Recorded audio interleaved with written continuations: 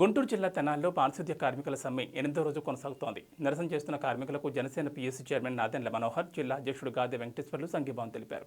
శిబిరంలో కార్మికులతో పాటు ఆందోళన చేసిన నేతలు వారి న్యాయపరమైన కోరికలు నెరవేర్చాలని డిమాండ్ చేశారు.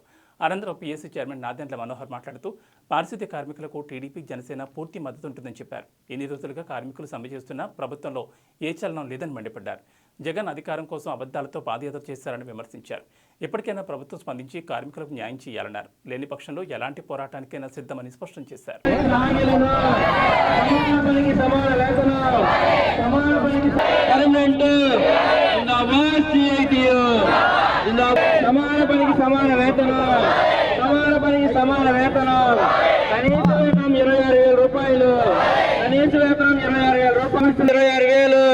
జయప్రద హామీలను సీఎం గారు ఇచ్చిన హామీలను చేస్తున్నారు.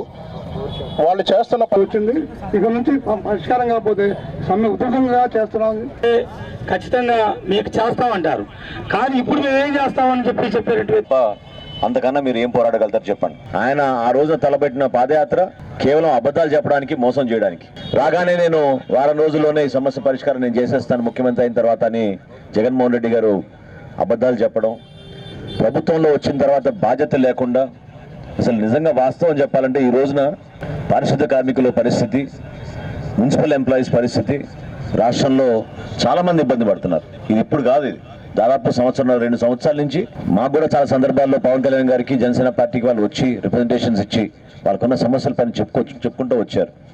కానీ ఎక్కడ కూడా స్పందించాల్సిన బాధ్యత ఉందని ప్రభుత్వం నుంచి ఎవరు కూడా ముందుకు రాలేదు. ఎంత డబ్బు ఖర్చు అయినా సరే ఈఎస్ఐ హాస్పిటల్లో మీరు కార్డు చూపించుకుంటే ఆ ఎంప్లాయీ కార్డు మీకు అన్ని విధాలుగా ఆరోగ్య సమస్యలు లేకుండా వర్తించేటట్టు వాళ్ళు ఏర్పాటు చేసేవాళ్ళు.